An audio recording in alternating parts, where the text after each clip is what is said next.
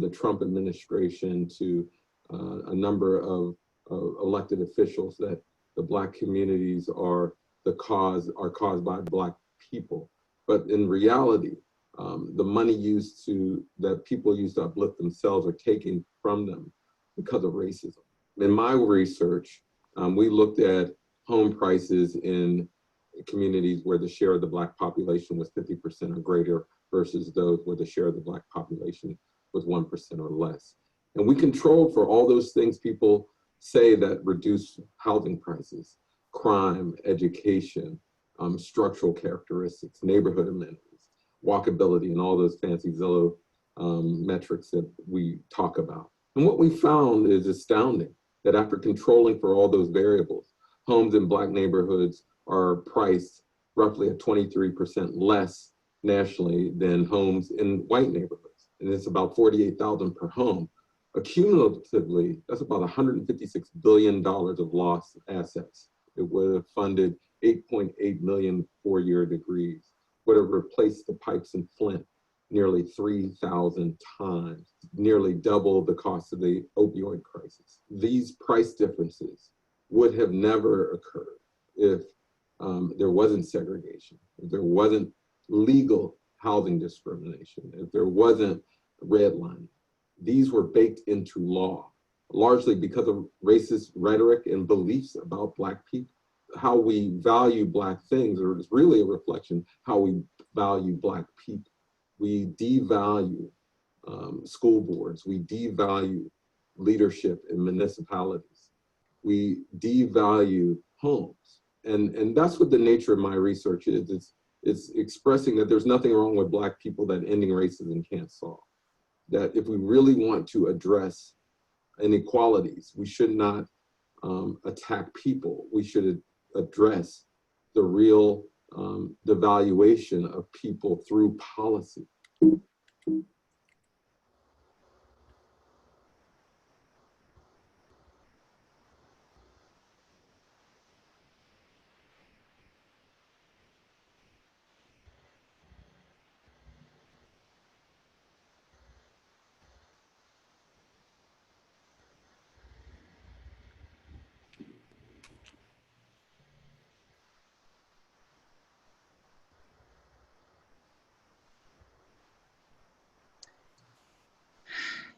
Good morning, everybody. I want to thank you all for joining us today for this very important discussion. Those were some pretty startling statistics. So let's get this conversation going. I'm going to be your host today. My name is Colette Massingale. I am Senior Staff Attorney for the Maryland Realtors, and I welcome you to today's event on race in real estate, a panel discussion. We have some very distinguished guests with us today. This event is sponsored by Howard County Association of Realtors. And again, we have some dynamic leadership on this panel from both local, state, and the National Association of Realtors. So welcome, everybody. Welcome. Thank you. Jessica, would you tell us, would you introduce yourself first? Right. No problem. Good morning, everyone. We're so excited to have this platform and to have this event, this very necessary conversation. I'm Jessica Coates. I'm the Chief Executive Officer here at the Howard County Association of Realtors in Columbia, Maryland. And we are ecstatic and we are so grateful to have all of these dynamic leaders here. So I do want everyone to kind of introduce themselves before we move forward. Cleveland, would you tell us a little bit about yourself? I sure will. Good morning, good afternoon, everybody. It seems like the time runs all together when you're working from home so much these days, right? Right. So good afternoon, everybody. I am Cleveland Horton. I am the Deputy Director for the Maryland Commission on Civil Rights. At our agency, we are charged with enforcing Maryland's anti-discrimination laws in housing, employment, and public accommodations. I also have the wonderful privilege of being a member of the Howard County Association of Realtors, I'm affiliated with the wonderful Keller Williams. That's no shout out, but you can take it that way if you like. But I'm truly honored. I want to thank Jessica and the HCAR staff for the invitation to be a part of this much needed panel today. And I also want to give a real shout out to my panel members. I think that everyone listening to this is in for a treat today, to have the opportunity to listen to these esteemed colleagues that I have the pleasure of sitting on the panel with today. So from Fred to Boyd to Robin, Joanne, Colette, and Jessica herself, I'm truly privileged to be a part of this panel with you all this afternoon. Thank you, Cleveland. Fred Underwood, would you please introduce yourself and tell us a little bit about you? Good morning or afternoon.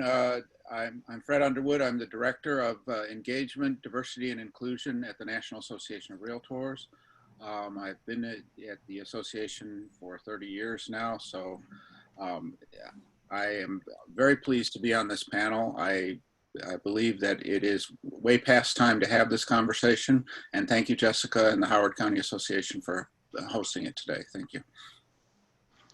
Thank you, Fred. Joanne Poole, would you please tell us a little bit about introduce yourself to our audience this morning? Yes, thanks, Colette. Hello, everyone. My name is Joanne Poole, and I'm with Berkshire Hathaway Home Sale Realty in Baltimore. I have been a realtor for this is my 34th year. And I am the 2020 chair of the NAR's Multicultural Leadership in Real Estate Advisory Group. We report directly to the leadership of the National Association of Realtors and try to give some perspective on up and coming things that need to be addressed. And we are so glad that this is one of the things that are being done to our local association members and our state association members to be able to start a conversation that is way overdue. So Jessica, thank you so much for the invite, and I'm sure that this will be wonderful for you. Thank you, Joanne. Robin Spivey, would you please introduce yourself to our audience today? Hello, everyone. Good morning for those of you who are here. And I know that this is being televised, if you will, to the masses. So I would like to say hi to everyone. My name is Robin Spivey. I am the local president of the Real Estate Brokers of Baltimore, which is the local chapter of the National Association of Real Estate Brokers, the acronym being NAREB. I am also an account executive at Residential Title and Escrow Company. And I would like to say thank you so much to Jessica for inviting me today. Not only is Jessica a phenomenal person, I am also on the Fair Housing Committee at HCAR. So this conversation today is not only needed, but it gives everyone an opportunity to see the unison in terms of collaboration, no matter what affiliation you are with in terms of your association. So I would like to say thank you to Jessica for that. And I've been a member of the National Association of Real Estate Brokers for 9 years. Wow. Thank you, Robin Spivey. Thank you very much. And Boyd, Mr. Boyd Campbell, would you please introduce yourself to everybody? Good morning. Thank you, Colette. Good morning, everyone. First, I'd like to say thank you to all those who are participating in this event this morning. As many have said before me, I think it's overdue, and I am hopeful that there is some measurable value at the conclusion of our conversations this morning. Some of you know me, many of you don't. I'm not going to bore you with who I am and what I do. I'm the quintessential realtor. I've been in this business. September 1 will be my 43rd year that I've been actively representing buyers and sellers. Numerous committees I've served on. Most notable, I served as president Maryland Realtors in 2018, current NAR director, and I love what I do and love my community in this industry, and honored to be asked to serve as a panelist this morning. Thank you. Thank you so much, Boyd. So Jessica, why was it important for us to have this conversation? Why now? Thank you for that question, and because I'm getting that from all over, even from some of our participants have sent that question in. Just to get right into it, you know, like most of you all in America who's watching and on this panel with me, I was devastated personally by the brutal murder of George Floyd back in May. And it caused a series of conversations, not just personal disturbance, but a series of important but necessary conversations with my staff, with my leadership here at the local association here in Howard County, with my colleagues across the country, with leaders throughout our industry. But the most profound conversation was with my board president, just to be quite honest. And through those conversations, we thought together it was imperative that HCAR step up to the plate, lead some of these conversations, and truly begin some work. It caused us to look in the mirror, to reflect with our leadership, our best practices in business, our recruitment, just really tackling this ugly thing called racism that still exists. It's still loud in here. And so that's really where it was birthed, through conversations after what we saw. And the thing is, that is not something new. It is something that we've seen over and over and over again. But what's unique about today is the audience is different.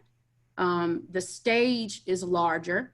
And it's time for us to collectively move forward with some tangible, like Boyd said, some tangible things of action. So that is really, really important to me. And I want to thank this panel once again, and thank everyone that thought this was important enough to tune in today and take time out in your busy schedule. And I hope that this is one of many. Okay. So thank you, Colette, for that answer. For that question. And I think the situation that we witnessed, that all of us saw on camera, a lot of people are describing as a tipping point. Robin Spivey, why was it important for you to be part of this conversation? That is such a great question. It was important for me to be a part of this discussion because not only with the incident with George Floyd, but it's time that a discussion take place about race and its impact on not only the organization, but the consumers and our colleagues. And with NARAB, our fight has always been democracy in housing. And to see what's going on across the country now in terms of peril and destruction, we need to be able to all collectively come together and address those issues without any biases, because that's the only way that we'll be able to move forward in our discussions. Thank you. What about you, Fred? What was the impetus for you getting involved in wanting to be a part of this important dialogue? Well, when we think about how much, I'll go back. Some people said, why is this in our wheelhouse as realtors? Why are we picking up this topic? And we hear that a lot. I don't hear it as much today as I did 2 months ago, but I still hear it a lot. And part of it is race is a part of who this country is, who our industry is, who our association is. It is part of real estate, and it's part of the history that we have been talking about for the past several years, and as written in several books. It's just part and parcel about how our real estate is organized in this country. It's part of our association. And we look at how people are involved and not involved in the association. As Robin said, it's, you don't even have to go back, 70 years, and you see that it was such a part of the association that a lot of people in real estate felt they had no choice but to form another organization to focus on it. So we need to act. And why I wanted to get involved in this conversation is Jessica reached out and others, Robin, you've reached out, and I just thought this is a perfect place to have the conversation today. Since race and racism is a part of who we are as an industry, we should have that conversation in the industry. And it's an issue that we need to tackle. And I'm glad to see that not only the Howard County Association, but the state and the National Association have made it a priority to address this question. So thank you. And what about you, Joanne? Why was it important for you to participate in this really critical dialogue today? Thank you. There are a few reasons that I think that it is critical, and it's timely, and it's purposefully in place. I think so many people see many of us as not having issues and not having to deal with issues and not having any biases put up against us because of where we are and how we serve. And I think going back, it is now a time that people are willing to be uncomfortable to have conversations to lead to progress. And so for me, it was important to be able to say, I need to share some of the things that has happened in the past for me. I think we need, 154 years ago, somebody said civil rights, we need to have civil rights.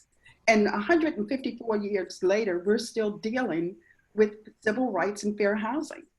And so I just think it is such a time in place where people are willing to listen and not just say, oh, there's another person who is just angry about something that happened. Mm-hmm. I think people are ready to listen and grow. And I think it's important for me to be able to share some of my stories. Thank you, Julian. I'm looking forward to hearing some of your stories. And what about you, Boyd? What was your impetus for being a part of this dialogue today? Thank you for asking that question, Colette. And some of the panelists' comments so far are some of the same reasons why I chose to be a part, and honored to be a part. I guess for me, it goes to certainly the death of George Floyd certainly contributed to my heightened awareness about how race plays such a major part in everything we do, but very specifically and narrowly within the real estate world, going back 40 years plus, there's been significant change, but fast forward, there's so much more change that needs to happen. And I honestly don't believe it resonates with far too many of my colleagues that we have a problem. And I was hoping that today would be, and we have, I'm just taking a glance at the participants, that at best we raise awareness and says, gee, these aren't sound bites. This is not some kind of a media gimmick. This is the reality that we deal with on a daily basis, and not to be melodramatic about it, but to say factually, there are many things that happen today in the real estate space and the transaction that really puts a home ownership for minorities, Black and brown people at risk every day, whether it's the MLS, whether it's loan approval, whether it's access to a decent home inspection company, you name it, all those different facets are at risk and stay at risk continually in my 40 years in the business. Some improvement, but not enough. So I'm hoping that, some of our comments today and some of our stories today will resonate with folks. And I'm hoping that people will just listen. I think, Joanne, you said listen. I think that's the big takeaway for today is just listen to us. Don't close your ears. Don't change the narrative. Don't deny it. Just listen, and then let's continue a similar dialogue and maybe one-on-one. That's what I'm a big RPAC contributor, as many of my colleagues are, and a lot of times we talk about RPAC and investing.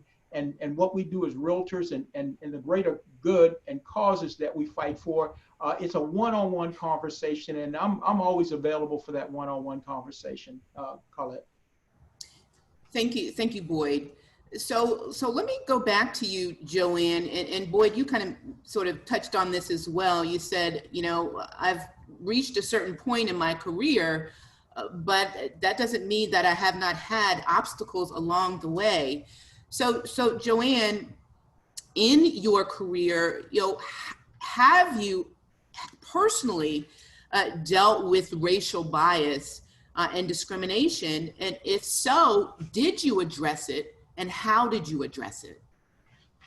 It's interesting, yeah, because over many years, there have been many issues and many problems. And one of the things that happens is, how do you respond to them? Mm-hmm. And I think you respond calmly, you respond professionally, you respond in a way that says, I need to get a message across, but it can't come across as me being angry about something that just happened. Just as recently as a month ago, I was asked to be on a panel with this discussion, and one of my colleagues, who I've known for years, asked me, "Oh, don't get too excited about it. It's probably you're the token." And I'm like, you know, okay, so that's where we're going with this. And I said, you know, I don't think I really am the token this time, because there's a lot of us going to be on this call, and just trying to decide, it's time for you to understand that no, maybe at some point people thought we'll put one person here and one person there, but we're progressing. Coming through my career as a new realtor coming into the industry, the lack of a better word, the discrimination policies that existed even from homeowners when you're trying to show homes. You know, making appointments to go show homes and being able to get to the door and having an owner say to you in front of your client, "Oh, well, who are you?" And I'm saying, "I'm the realtor and I'm here to show them a house." And, "Well, you can't come in. If they want to come in, they can come in, but you can't come in. You're not going to let you in my home." So again, calmly and professionally, you turn to your clients and say, "Do you still want to see the house? I'm not going to be allowed to go in and show you the home." No, all the time bleeding inside saying, "This is the most humiliating thing that's ever happened to me." But you smile and you say, "I understand," and you back off. These are the kind of things that happen, not just to me, but I think to many of us over the course of being a realtor. But we don't share the story as a whole to other people because we really don't think they would understand. We share the story with people who look like us, mm-hmm. who really can't do a whole lot more than what we can do for ourselves. I think we're at a point now being able to say, we've got people who are standing with us now who are saying that's not acceptable. And these are people, not necessarily people of brown and black races. These are all people who are willing to stand for us and say enough is enough. This is in our time. We cannot allow this to happen. So yeah, so these kind of things from 34 years ago to as late as last month are still being said, are still being done. They're just sometimes being done in what they call in humorous ways. To some people, they think it's humor. And to some others, they think it's more sophisticated because they haven't actually come out and said anything that was going to be harmful or obvious. So you read between the lines, you smile, you back off, you say what you have to say, but you always stay professional. And that's what I had to do. That's my story. Thank you, Joanne, for that. That's really, really powerful. Cleveland, have you? I know you are Deputy Director, Maryland Human Rights Commission. You're also a realtor. Have you ever experienced personally experienced racial bias or discrimination in the business? And if so, how did you address it? And did you address it? Yeah, I think, thanks for the question, Colin. I appreciate it. I think it's a great question. And I think that, I'll be honest, I mean, my experiences as a Black realtor are probably similar to those of the individuals on this panel and those that are listening to this conversation now. Whether it's the look you get when you go for a listing consultation, whether it's the look that you get as a realtor when you go into a predominantly white neighborhood to show a property, and the neighbors come out to see what you're doing, how long you're going to be in the property, and they tend to stay outside the entire time while you're in the property to kind of see what's going on. You know, I've experienced those things as well, as I'm sure a number of my other Black agents have as well. I think it ties part into what your initial question was to the members of the panel in reference to why being a part of this conversation is so important. And it's important because of experiences like that. When we talk about America's soul and where America's soul is right now, we're at a shift, right? We are shifting where we went and knowing where we need to go. And it's important for me because I pride myself on being a change maker and not just wanting to see change, but being willing to be a part of what that change. We have to be the change that we want to see. In order to do that, we have to engage in conversations like this. I think that, not telling the age, but I think that Joanne and Boyd have spent years in this industry. I've been in the industry for about 4 going on 5 years. Well, they've got me 5 times, 8 times over. But it's important for me. I also recognize that I stand on their shoulders because they've also helped pave the way for individuals like me who wanted to get into real estate to be able to maneuver and do different things within this industry of real estate. So it is my responsibility to turn back around, also help other individuals and be a part of this change. One of the things that we recognize, you take a look at fair housing, one of the things I always say is fair housing has never been fair, especially for African-American people. But we always tend to talk about fair housing training, fair housing law, but fair housing is just, honestly, if we want to be real about it, fair housing has never been fair for Black people. We talk about from an agent standpoint and the fact that, you know, Black agents have a very tough time, a difficult, different experience than most white agents in terms of how we navigate through the business and things of that nature. So for me, all of those experiences, being a Black agent, to tie that your initial question and this question all together is why it's important for me to be a part of this conversation and recognizing the fact that we have for so long taken it, right? We recognize that we, as Black people, we experience discrimination and racism, some of us on a daily basis, but we've become accustomed to, all right, I'll just let it slide, or giving people grace, or giving people the benefit of the doubt when we aren't getting that same level of grace and benefit of the doubt back to us. And so when we talk about a shift, is that we're saying no longer will we stay quiet.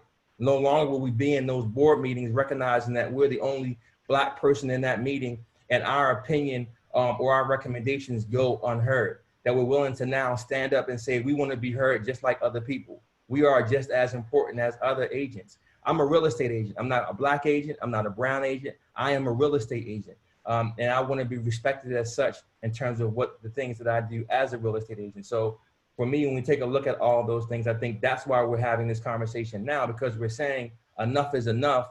I want to be a part of this shift. Everybody on this panel, I'm sure, also wants to be a part of that shift. And that's why we're having this conversation today. Thank you, Cleveland. What about Robin Spivey? Have you, in your esteemed career, have you experienced discrimination? How did you deal with it? How did you address it? Did you address it? I've been in the real estate business overall for 30 years. Although I'm with Residential Title and Escrow Company, which is a title company, I have had experience working for various property management companies, some very large. I wouldn't say that it was an outwardly discriminatory comment, but I'll never forget, I was conducting a closing and everybody came into the room for the closing, and I had an opportunity to meet the purchaser. She and I had had a number of conversations on the phone, back and forth. So when everybody arrived at the settlement that day and I introduced myself, she says to me, "Oh, you're Robin?"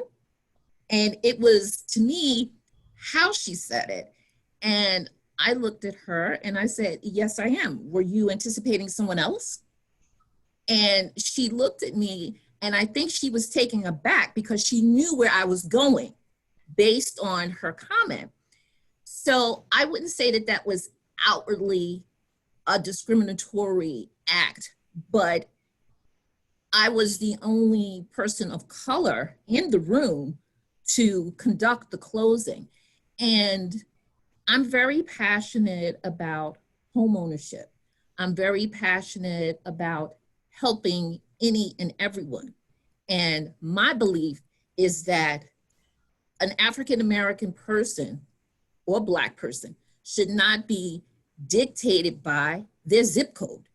Just because their zip code is one that might not be of credence to someone else doesn't necessarily mean that they should not be afforded an opportunity to be shown houses in other neighborhoods, to be denied any privilege to whatever it is that they may attain for or attain to be. And for me personally, I think that it's important that this discussion takes place and we talk about those instances only because of the fact that it lets us all know where we are. And from the standpoint of realtors working together and discriminatory practices, as Cleveland said, he's a real estate person, a real estate professional. He wants to be viewed as such. And at the end of the day, we all need to take away from whatever experience that we have, not our skin color, but the service that we are providing, the passion in which we have to do it. And most importantly, at the end of the day, the consumer is still the one who is receiving the services. And if you're showing someone a property and you're not allowed to go into that property, as Joanne mentioned, that's a problem. Indeed. Boy, you've been in the business for over 40 years. Have you experienced discrimination or racial bias in your career? And if so, what did you do? How did you address it? Did you address it? Thank you, Colette. Yes, I have. And, to be honest with you, my story actually started in 1963 when I was about 9 years old. And and folks who know me know I've told the story before. And I have 7 brothers and sisters. And my dad and I and my mom, we were headed to church one morning. And this was in Bowie, Maryland. And we were on a road where they were building a new home subdivision, Bel Air. And it was a Levitt community. My father served in World War II. He served in Luxembourg in Europe. He was injured. He came home. He was, received medals for his valor and commitment to this country. And there was a sign in front of these properties that says "Veterans Welcome." And I knew my father was a veteran. And I said to my father, "We should buy one of these homes, Daddy." And my father looked at me as if I had 3 heads. And he was very matter of fact. And he says, "Boy, Negroes can't buy these houses. What are you talking about?" And I was 9 years old. And I can see my father's face in that scenario as clearly today as it happened in 1963. Fast forward to 1976, I made a decision to get in the real estate business. I took my classes, I took the course, I passed. I went to 5 brokers, all of whom refused to sponsor me as an agent. 5. Many of whom I've known over the years, many of whom don't remember, have asked me to come work for them, asked to run their companies. Long story short, my story is way too long. I think to take away today, and as Joanne, I've had a number of doors slammed in my face. I've shown properties. I go back for a second showing. On the sidewalk, it says "No," the N word. I've had people say, "Gee, you know what? We don't want a Black agent." They called on the phone. I mean, all these things. Fast forward, it's, in the real estate industry, what happened 20, 30, 40 years ago? Okay, park that. Let's talk about what's happening today. Today, even, we have the same kind of discriminatory practices and the looks and the rejections, more covert now, more hidden now, but still it's there. And if you're in the business long enough, you see these same types of behaviors. And That's why I wanted to be part of this panel, to say, gee, if we say, boy, that was 20, 30, 40 years ago, 50 years ago, get over it. Okay, fine. Easy for you to say, but not for me. But let me accept that. So let's talk about what's happening today and why we still are faced with the discrimination. You know, I think the report in the New York Times was very telling and very true. And I can tell you it happens right here in the Washington metropolitan area. I try to always handle myself in a professional manner. Joanne, you're spot on. I serve on a number of committees, and I'm so taken aback that many of my colleagues, both locally and nationally, truly don't understand, and many of whom I've come to learn don't choose to understand. You know, they're respectful, they want me to be a part, and if you don't have that one-on-one with them, you'd never really grasp the fact that, you know what, boy, that's really not my problem. It really doesn't impact my world that significantly. So let's just move on and get the work done. And then I go back to my community and I see the disparity. I see the lack of home ownership. The rates are down. You know, it's like, enough already. Robin Spivey, I joined the National Association of Real Estate Brokers in 1977 because that was the only organization that looked like me, thought like me, and would have me. Thank you, Colette. Thank you for joining. Thank you, Boyd. So Jessica, you're spearheading this conversation. I'll start with you. What do we want our white colleagues to know in this? When I was thinking about that question coming up and being a part of this discussion, a couple takeaways that I wanted to share, because like Joanne said, we have true allies. I have them in my sphere of influence. I have them in my close circles. However, we have an audience, and I think it's important that, going back to what someone said earlier, I want you all to listen, most importantly, acknowledge that it exists. Educate yourselves. I was talking to some friends of mine, and I was just, conveying how exhausted I am sometimes personally. And, no slight to anyone, but I can't represent my full race in all of the professional circles I am, because usually I am sometimes the only person of color in community organizations that I served in before I moved here when I lived in Alabama, to leadership training programs that I was accepted to. So that gets exhausting. If you are truly interested in doing the work and being a part of the solution, educate yourselves on the disparities of this nation, the real true history of America. I have a book that I've read, as a matter of fact, I'm rereading because it's so much information. It's called The Color of Law, Richard Rothstein. And that's a snippet for our real estate practitioners to really understand, why we have ghettos, why we have very, very much segregated communities still to this day. What was the origin of redlining? There are wonderful books, wonderful articles, great literature that's published to really help you understand some of the disparities that are still present in present day. And, just reflecting on leadership in our organization. And I'm not trying to call anyone out, but I have to sometimes call a spade a spade. In 2020, there's only one African-American CEO of an association in the state of Maryland. In the state of Alabama, they may have had one or two out of a large group of association management organizations serving close to 30,000 realtors in leadership on a national, state, and local levels. This is the time, let's use our sphere of influence and our own personal platforms to examine what can we do internally. What can we do? These types of conversations are wonderful, but they're more impactful around your dinner tables. They're more impactful with people you're comfortable with. Be accountable and hold people accountable when no one is watching.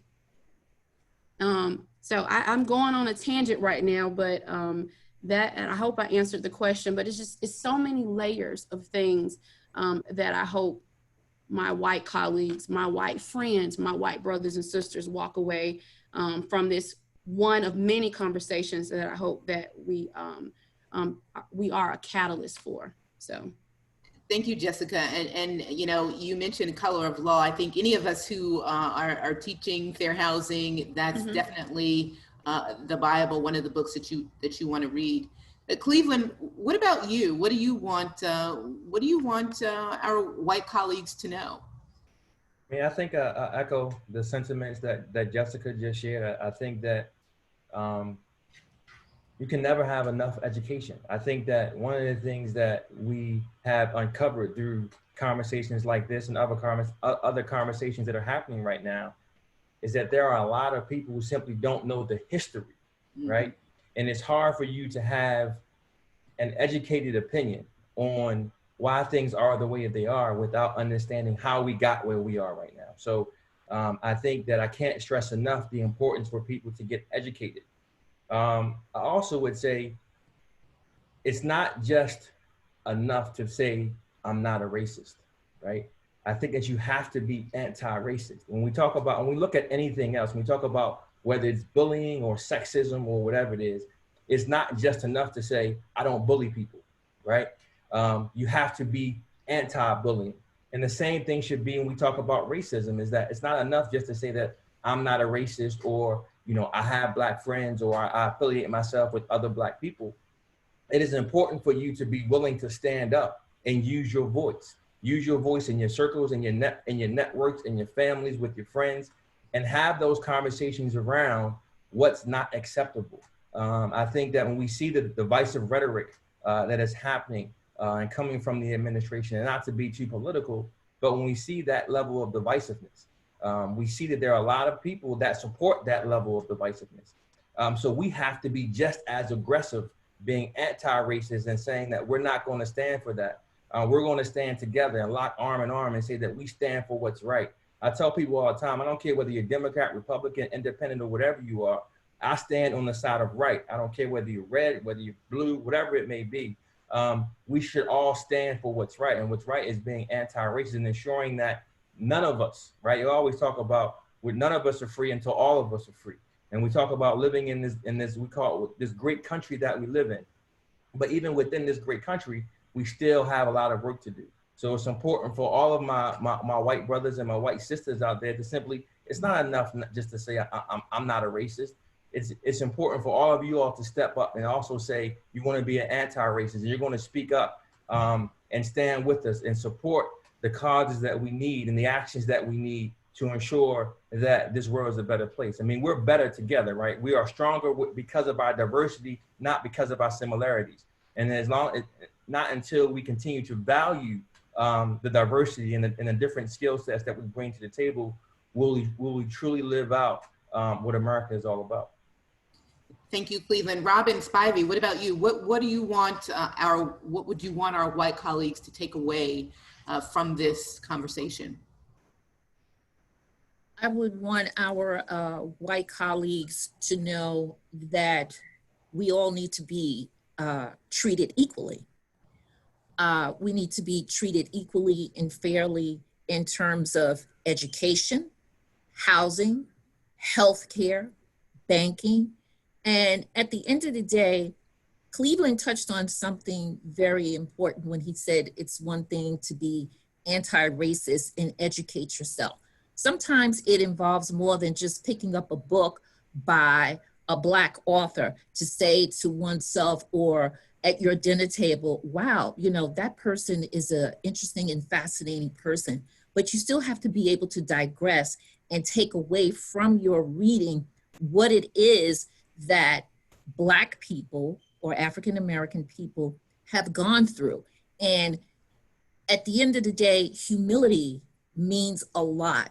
And I think for the most part, our white colleagues want to understand us, but at the same time, it puts them in an uncompromising position oftentimes because to the left, and when I say to the left, I'm not meaning or talking politically, to the left, they want to come across as doing the right thing.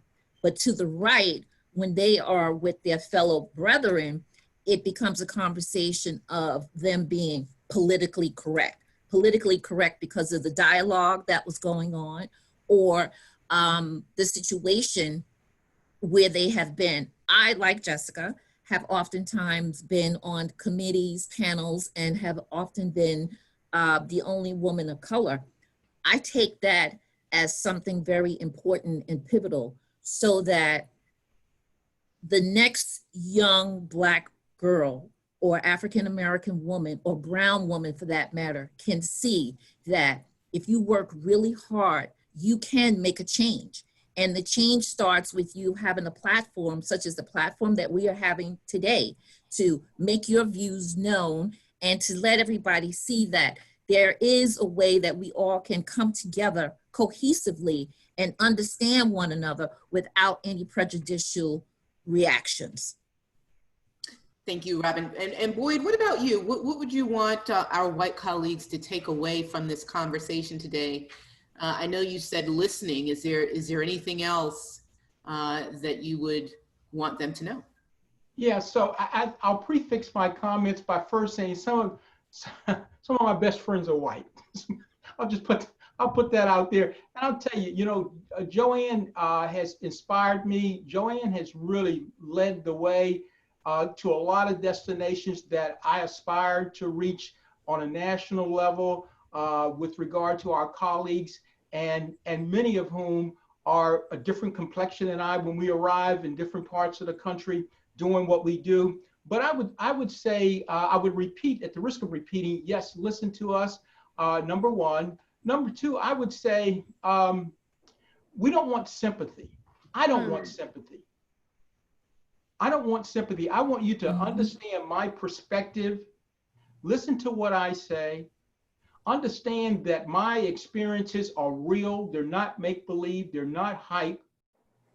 And then, if possible, put yourself in my place and then listen some more.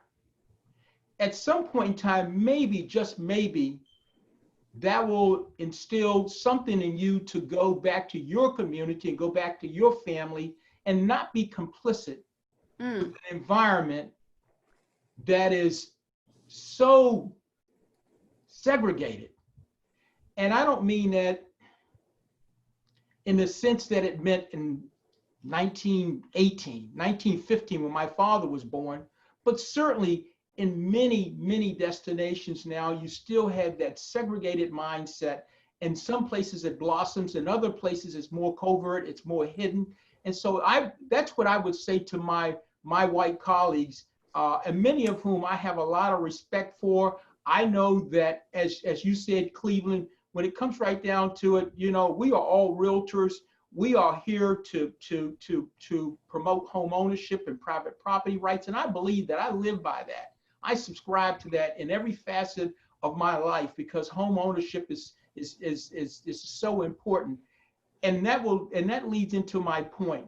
If nothing else, I would say to my white colleagues, look at your children, look at your grandchildren, and look at home. And I've always said home is a state of mind. If you disrupt that state of mind, if you preclude someone from having that state of mind, home, which is surrounded by brick and mortar, shame on you and shame on me.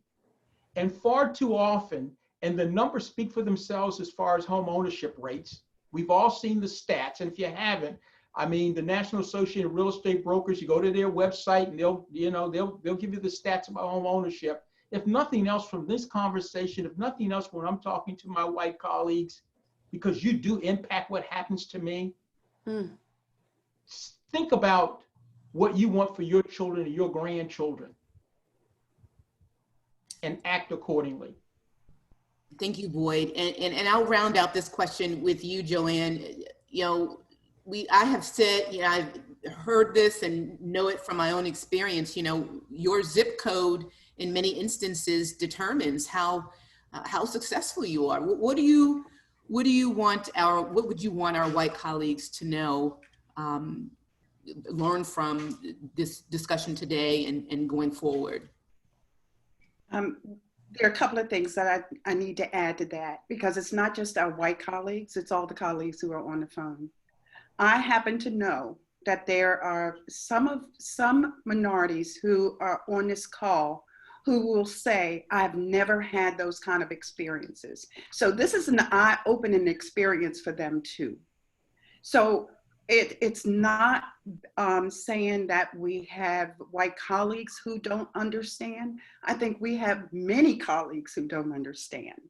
And so to be able to put it in this perspective and on this type of a level to say, let's all be included in the conversation. Let's all try to find solutions. And one of the biggest pieces that comes into play is realizing that social media is bringing down more of who and what we are than anything. When we talk about racism, we say one thing, we try to react a certain way, and we get on social media and tear each other down.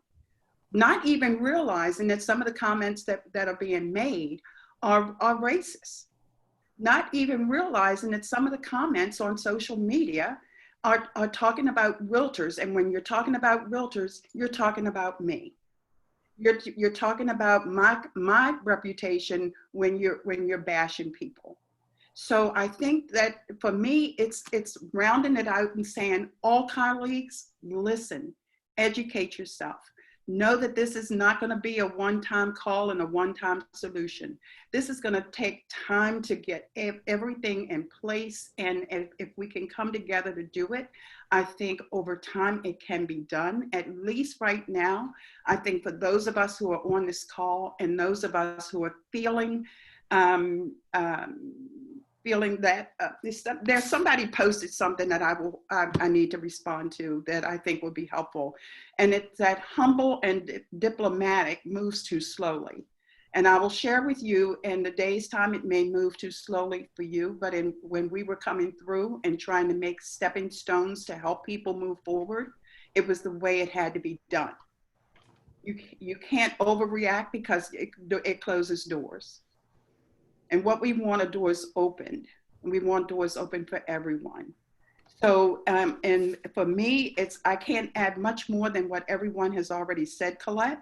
But just know that it is something that for all of us to collaborate on together. Thank you, Joanne. Thank you. So Fred, Joanne talked about solutions and everybody else kind of talked about listening and taking this conversation back to the dinner table.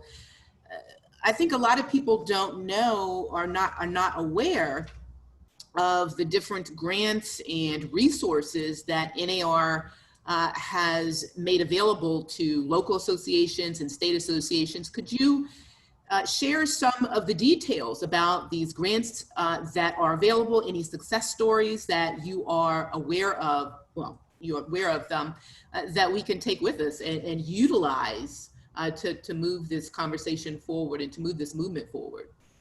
Well, thank you. And I think to carry on with the theme of the dinner table conversation, if we think of our local associations, what is the dinner table at our association? It's usually our board of directors. Yes. And we need the conversation at our board of directors. This is not something that can be assigned to a committee and left there. It needs to come back to the board for real meaningful change to take place. And that means you have to have people on the board of directors. And it's not something that you can just wave the magic wand and say, okay, today we're going to have people of color, we're going to have Blacks, we're going to have Hispanics and Asians on our board of directors. Let's just do it, because we know that leadership takes a while to mature in an organization. I'm not saying that leadership skills necessarily aren't there. It's just within the organization, it takes a while to mature into leadership. So we have some resources to help the association when it chooses to move down the path. And one thing I wanted to say on this, when you were talking about messages to white colleagues, and I'll give this message to my white colleagues, is we can't fix this for African Americans. We have to fix this with in partnership.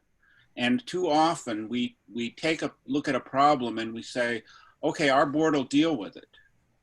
But if it's just you on the board that are white, or you have a token, as Robin and Joanne spoke of, and Boyd, that's not going to solve the problem, because you won't have the right people at the table. So you have to reach out and include diversity in that conversation as much as you have to have the dinner table conversation amongst yourselves. And so the resources we have, one, it's still relatively small, but we can do a workshop with your board of directors to talk about inclusion of diversity. And that workshop is one where we go through why inclusion of diversity is important at the association. A lot of the conversation that we're having today feeds right into that.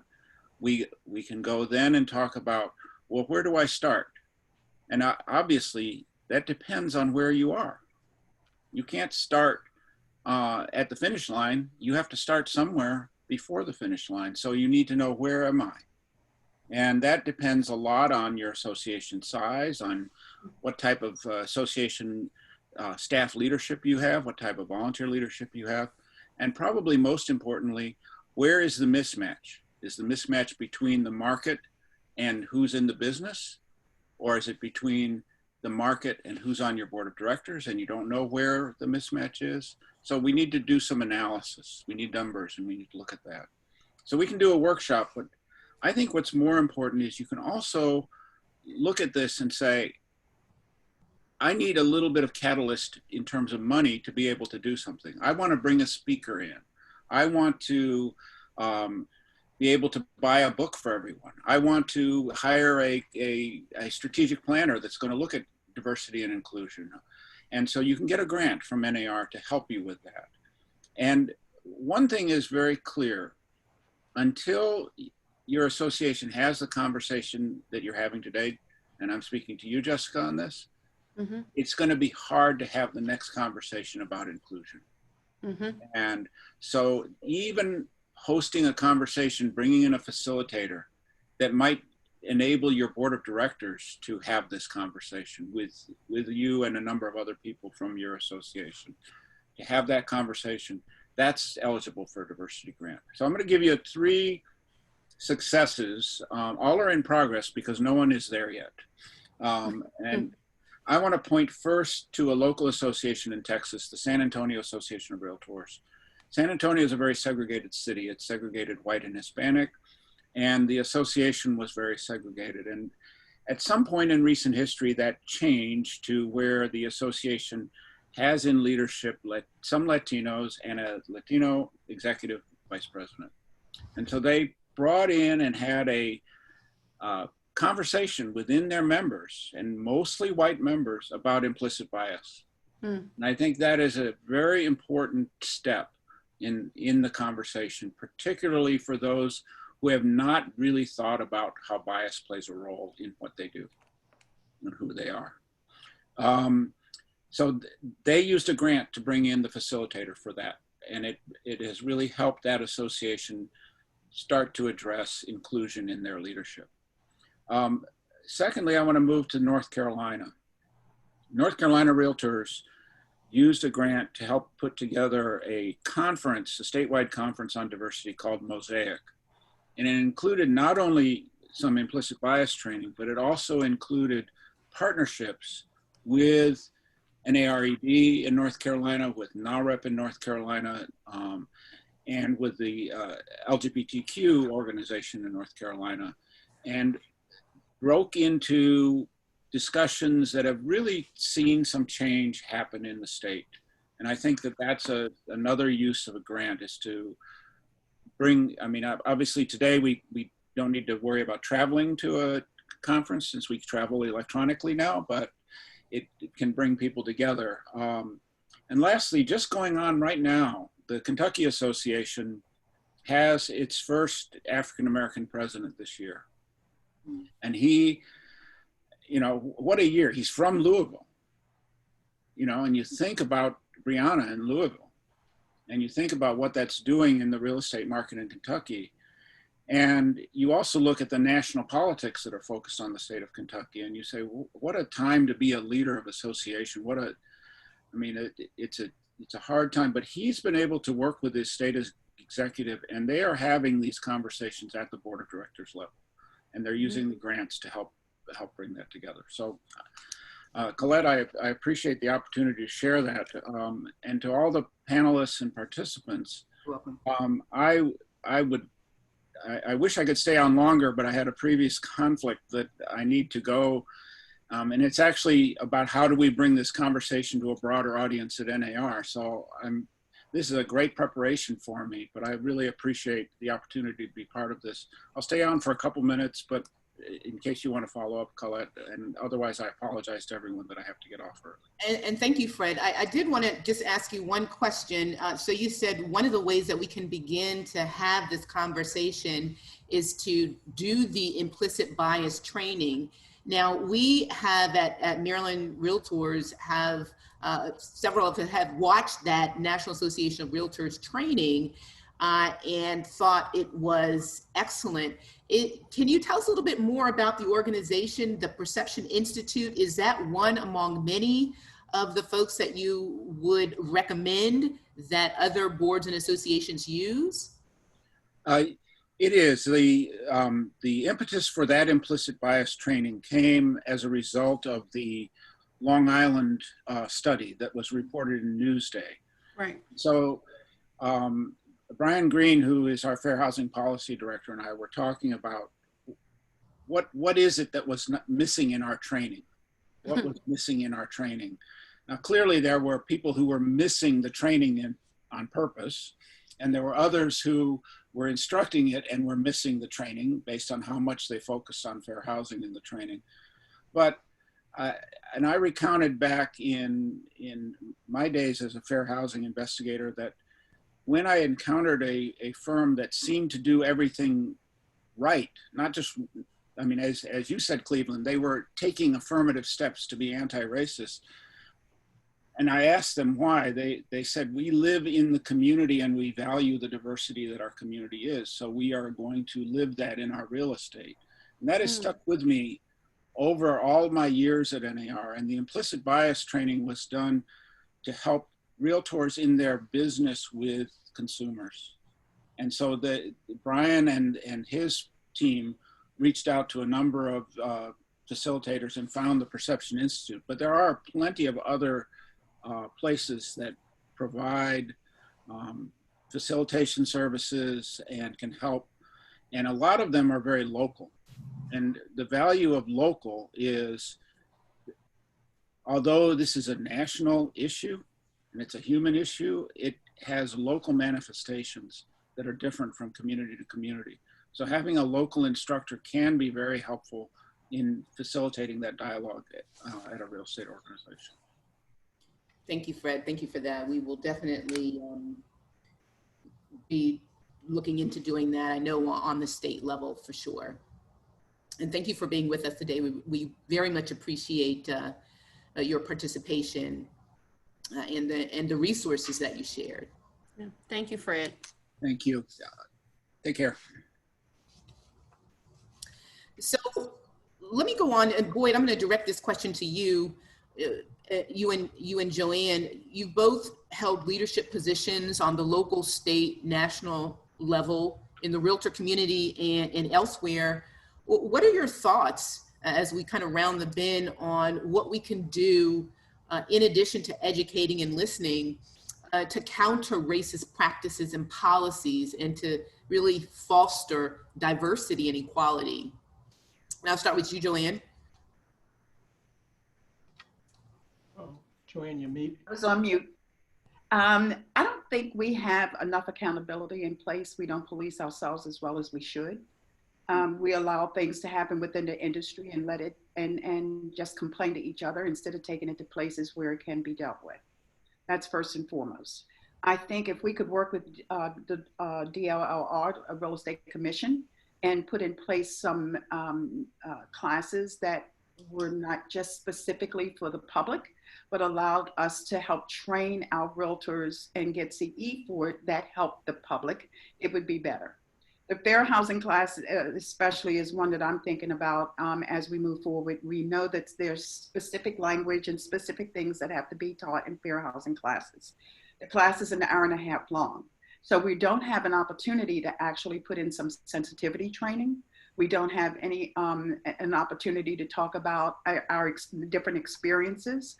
And so, but I would say that knowing if the Real Estate Commission ever allowed that to happen, it would be awesome. But in the meantime, especially for local associations or state associations who do orientation, to institute some of those practices. You know, there's a mandatory orientation for new agents coming aboard, and I think that that's where we're going to have to really start, is with the newer agents coming aboard with what's not acceptable. We talk about and move into these are acceptable practices versus making it sound so negative. You know, so we're always kind of talking about what you can't do. Let's talk about what things we can do and do so well that it raises the level of who we are to a professional level that's beyond approach. And that can happen on local, state, and national levels. And one of the things I would like everyone on the call to understand and know is that if you are a realtor, you are in a fraternity, sorority, of whichever one you want to call it, but you have membership, and that membership can be revoked.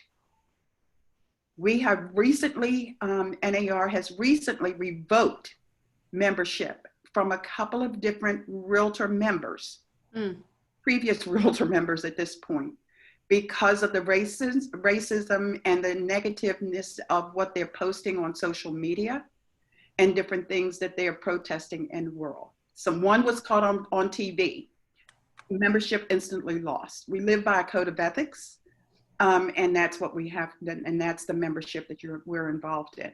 So keep that in mind. And then again, when I go to social media, I say, you have to be careful because what you say hurts all realtors. It doesn't just hurt you or one specific person as you're reaching out.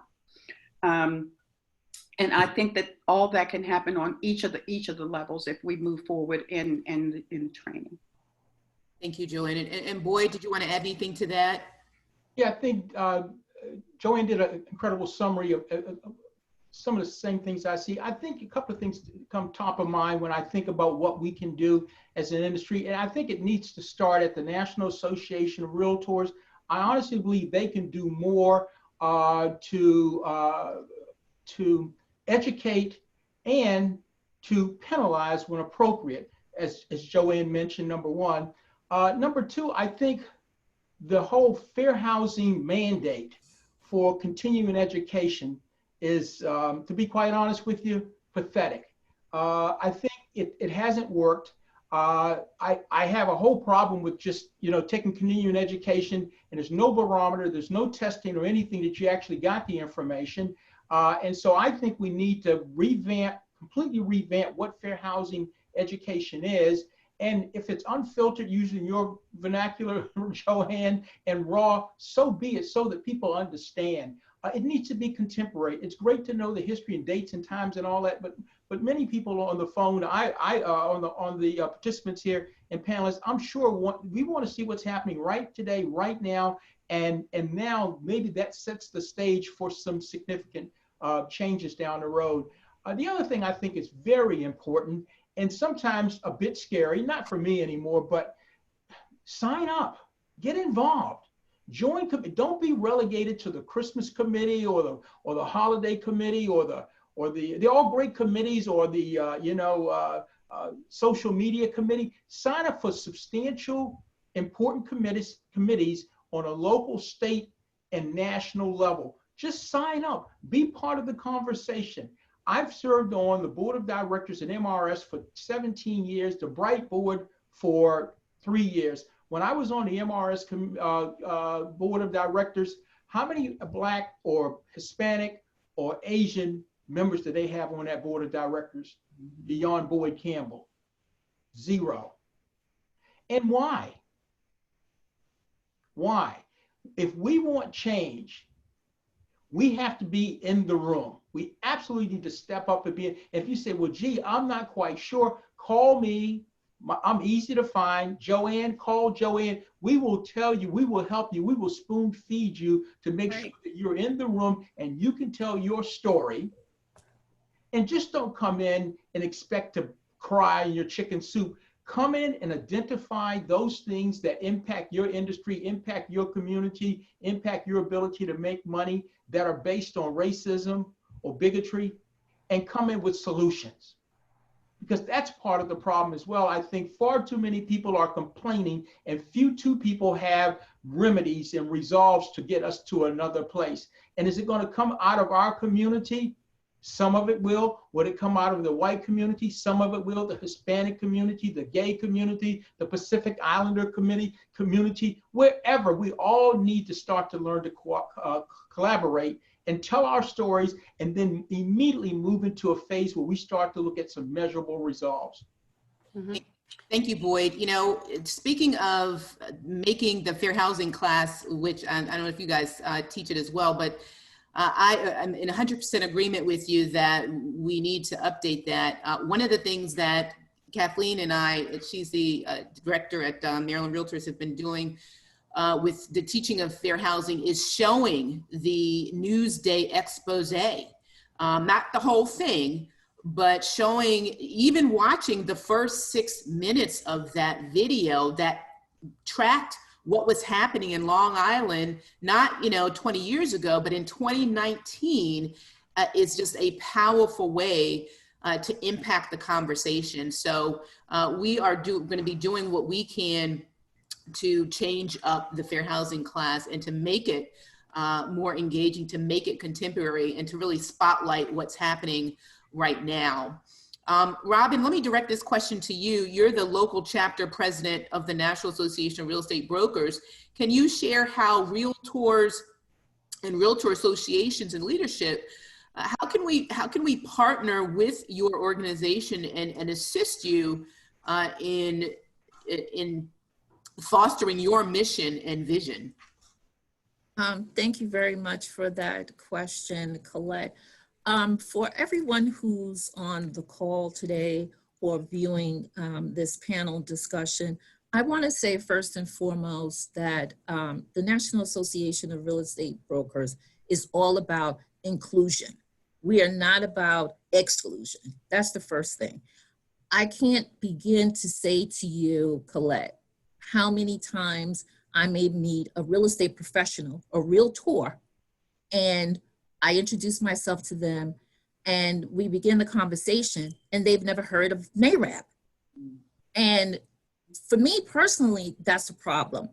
NARAB has been in existence for a very long time. We fight for democracy in housing, legislature, policy. So it's always surprising to hear a realtor say that they are unfamiliar with NARAB.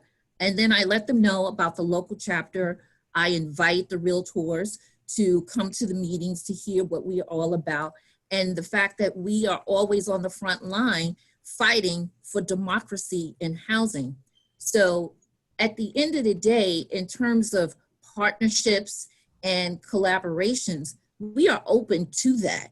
It sometimes involves us also having an opportunity to sit at the table with other organizations, with those of leadership, so that we can identify and discuss some of the things that are important in the African American community as it relates to home ownership.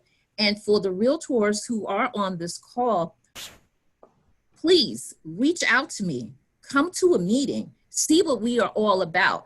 And the other thing that I find to be very interesting, and this is no pun intended to the schools that are teaching the real estate courses, oftentimes newbies, new real estate agents who go into the business or are taking the class, the only time they hear of NARAB is in the book, the reference thereof about NARAB. They don't know what the fundamentals are. So I encourage the real estate schools to invite us into the school. Let us be at that table as well to discuss, and let the realtors and or realtors know that there are other options for them in terms of knowing what the organization is all about. until we are able to be allowed to sit down, have that open dialogue and discussion to know exactly what it is that each of us can bring to the table, it's still going to be some type of dissimilar or objections faced along the way. So NARAB and I, as the local board president of REBB, am very open to the idea and the possibility of sitting down, having that conversation and discussion so that we can be included, so that you can understand what it is that we know in terms of what it is that the African American community is looking for. Right now, for everyone, the stats are very low in terms of home ownership. The current home ownership rate is only 44% for African Americans. That's a problem. We need to do more about that. Realtors, each time you sell a house and it's sold to an African American person, the home ownership increases.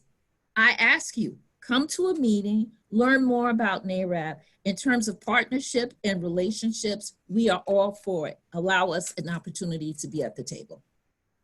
Thank you, Robin. And Jessica, let me get your thoughts on this, and then I'll move to you, Cleveland.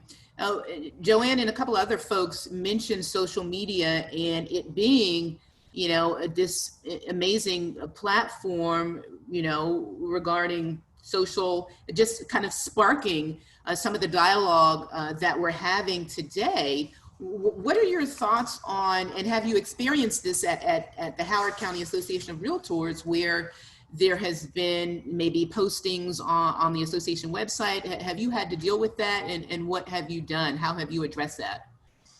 Honestly, I have not, but I have been a part of the discussion with some of my colleagues, even in this state of Maryland, who have experienced it. So I feel like I have, because my colleagues are experiencing it. I want to really talk from my perspective and remind everyone that's looking, you know, I want to give the perspective of what can the association do? What can the association staff do to move this conversation and these initiatives forward?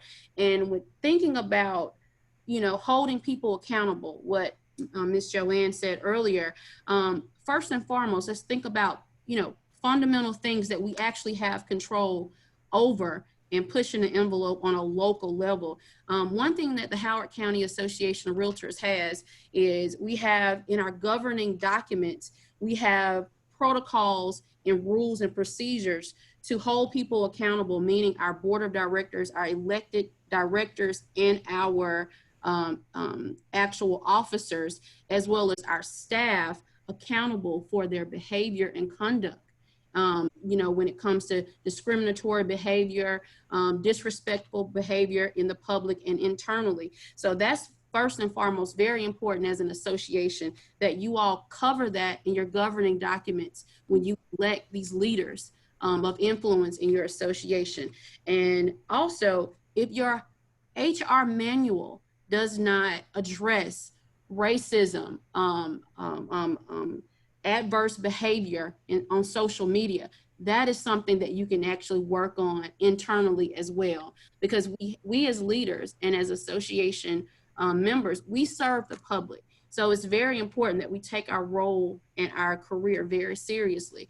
Because I don't know about you all, but we should all agree that we're in a service business. We are serving all people, all races, creeds, religion. That's why we have to, you know, take this very seriously. You know, I know, you know, when Fred mentioned, like, he's getting calls, he's getting emails. Why are realtors discussing this? This has nothing to do with us. It absolutely does. We are in the business of serving the community, serving the consumer. It was imperative that the association took a stand and called out racism and where we are on the side of right when George Floyd was murdered. And a lot of my colleagues, you know, had issues with their own board of directors because they didn't feel like they should be a part of it. When I'm getting phone calls and emails from members that pay our association dues, they're upset, they're distraught. It was very important that we took a stand publicly.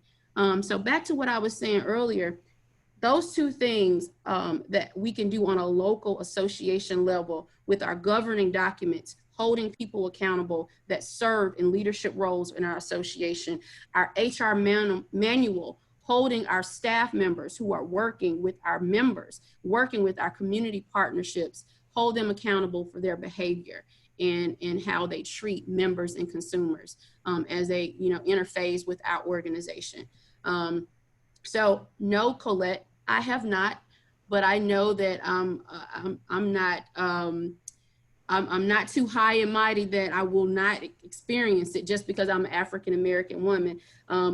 Social media it's like a double-edged sword. It's like, it's great to communicate, but it also, it puts ugliness and the rawness of people's heart on display. And so I hope moving forward that we can continue to manage and have a peaceful platform as an association on our social media display on our different websites and stuff.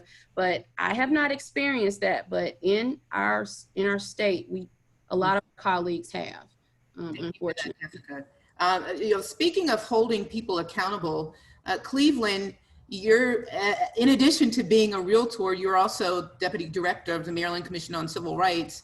What are some tools and resources available to the people of Maryland who've experienced direct discrimination during a business transaction? What can they do? Yep, great question, Colette. Contact us at the Maryland Commission on Civil Rights. Our goal is we want to do our best to resolve any issues, but we also recognize that we're an enforcement agency. So if we need to enforce Maryland's anti-discrimination laws and fair housing, we are absolutely committed to doing that. So if there's a realtor out there that has a client that has been a victim of fair housing discrimination, that client can contact the Maryland Commission on Civil Rights as well as that realtor, right? Because as a realtor, if you lost business as a result of a fair housing violation, you are now an aggrieved party. So you can also contact us as well. And it's important part. So when we talk about this accountability, right? And I'm all for the associations and the organizations talking about diversity and inclusion and doing that part. But us as realtors, we have to hold each other accountable, right? We also have to hold those associations accountable. At least last time I checked, every year, HCAR, right? I love Jessica, but every year HCAR gets a piece of my money, right? I got to renew and they get a piece of my money, right? So yeah. The local, state, and national levels, we pay them. So it is imperative for us as realtors to hold them accountable.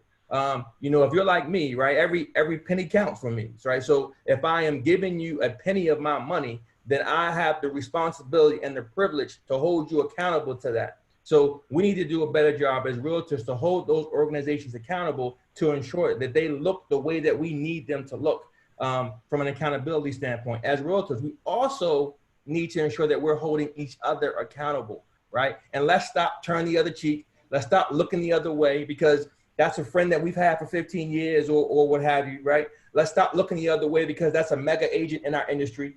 We need to hold people accountable and be willing to do that on all levels. So that's really, for me, the big part is accountability. Also, I want everybody to know that we also offer training, whether it's an implicit bias, whether it's about race, whether it's about systemic and structural racism, we also offer those types of trainings. Key part, we offer them for free, right? For free, right? So we offer those for organizations within the state. So we're a state agency, so we don't have the privilege of being able to charge people, but we do offer those for free. So we do advise everyone to take advantage of that. If you don't have my contact information, I'm sure that Jessica will make sure that everybody has it after this call. Please feel free to reach out to me. I'll be more than willing to connect you with the Education and Outreach Director so that your organization can get some of that training. But again, it's really about accountability. I echo the sentiments of Boyd around the fair housing training and the fact that out of all the training requirements that we have to renew our licenses, fair housing is one of the minimalist requirements that we have. And I do definitely think that needs to be expanded as we continue to move forward. So I support that effort in any way that I can. But again, accountability. Thank you, Cleveland. And before I give you some last words. We're at about 12:29. I'm thinking about what you said, Jessica, about being a real estate broker agent and what it means to serve your community. And then Boyd, the comment that you made about home being a state of mind. And I read this quote this morning before I got started, and it just kind of is in that vein of service. And of course, it's amazing because it's Dr. Martin Luther King, but he says, anybody can be great because anybody can serve. You don't have to have a college degree. You don't have to have your subject and verb agree. You only need a heart full of grace and a soul that's generated by love. This business is about serving. Yes. And with that said, Jessica, do you have any final thoughts that you want to share with the audience? I want to thank all of you panelists for being with us today and sharing your stories. They kept me mesmerized. I didn't know what you were going to say. And so thank you. And thank you to the audience. I know your time is valuable. Thank you for taking the time to listen in on this very important discussion, which is the beginning of, I hope, many more. Right. One last thing, and it's really not a closing statement, it's more of a nugget I want to leave for my fellow local association staff members and representatives and leaders. It's important that you all know that in our state, in the state of Maryland, that the Maryland Association of Realtors, they have already started the work long before the George Floyd video was viewed for everyone to see.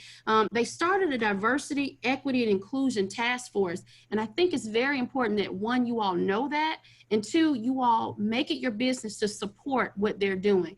You may not have an association on a local level that has had the conversation, who feels like it's important to do some work, but you all as an association can reach out to your state and help further the initiatives of our state and possibly bring some of that back to your local association. We have a lot of work to do, and I am fortunate to be in a state that we have a lot of collaborative initiatives and efforts between the local and the state association. So thank you all. Thank you, Jessica. And let me just say one more thing about Maryland Realtors. It is my understanding, and I'm very excited about this, that we will also be having a town hall discussion on race.